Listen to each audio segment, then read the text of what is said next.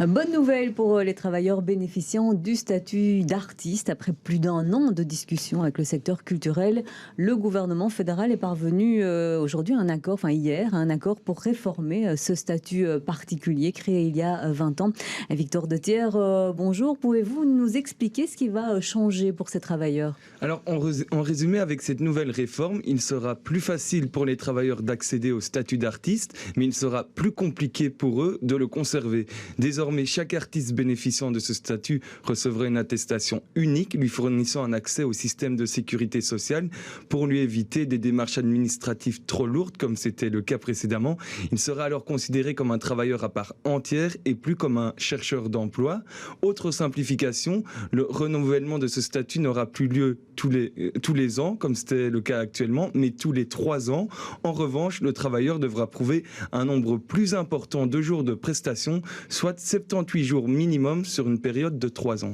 Il va donc falloir prouver plus de prestations, mais d'un autre côté, la définition même de prestations, elle est élargie avec cette nouvelle réforme. Effectivement, le gouvernement fédéral veut valoriser ce qu'il appelle le travail invisible, donc une répétition pour un spectacle, une voix off sur un spot publicitaire, une participation à un casting. Toutes ces activités pourront désormais être considérées comme une prestation.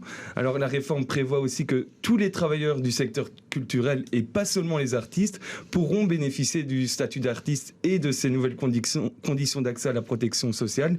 Elle concernera donc aussi les techniciens et le personnel qui assure les fonctions de soutien. Ça fait beaucoup de changements. On en annonce également en ce qui concerne les contrôles et l'attribution même de ce statut. Oui, c'est l'une des grandes nouveautés de cette réforme. Une commission du travail des arts va être créée. Elle sera composée de 18 membres, dont la moitié de représentants des travailleurs des arts. C'est elle qui sera l'unique arbitre pour la reconnaissance du statut d'artiste pour un travailleur. Ce n'est donc plus l'ONEM qui devra se prononcer sur le caractère artistique de certaines prestations, même si l'ONEM siégera toujours au sein de cette commission. Alors enfin, il y a un dernier point, et pas des moindres, en ce qui concerne ce statut d'artiste, c'est les allocations. Elles vont être revues et elles vont être majorées. Oui, la majorité s'est mise d'accord pour une revalorisation des allocations minimales. Celles-ci vont donc être revalorisées à hauteur de 1 500 € bruts par mois pour les cohabitants et isolés et 1 650 € pour les chefs de ménage. Le plafond des revenus de droit d'auteur cumulable avec une allocation de chômage va quant à lui être doublé.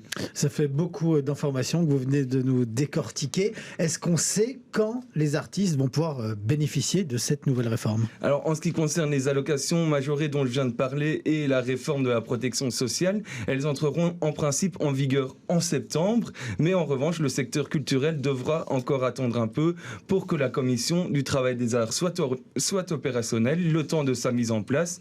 L'objectif du gouvernement est que tous les éléments de la réforme soient réalisés au plus tard au printemps 2023. Merci Victor Dethier pour tous ces détails et toutes ces explications. Et on va entendre une réaction, celle de Pierre Dert, président de l'Union des artistes. Il nous explique les enjeux de cette nouvelle réforme. On l'a bien dit, elle était attendue depuis longtemps. Plus de 20 ans qu'on souhaite un nouveau statut digne de ce nom pour les artistes, les travailleurs et les travailleuses des arts dans leur ensemble.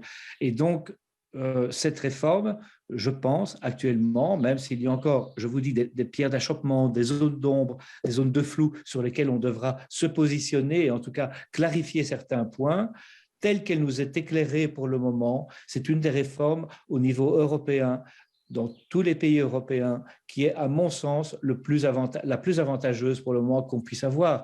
Et donc, j'espère qu'elle pourra passer en l'état et j'espère qu'elle pourra effectivement être votée, parce qu'il y a encore des étapes à passer, le Conseil national du travail, etc., le CNT. Et donc, j'espère qu'elle pourrait passer dans son état parce que c'est une réforme qui est juste. Cette réforme est plutôt une réforme qui va dans le sens des partis et des travailleurs et des travailleuses des arts dans leur plus grande majorité et qui n'exclut pas les plus précarisés.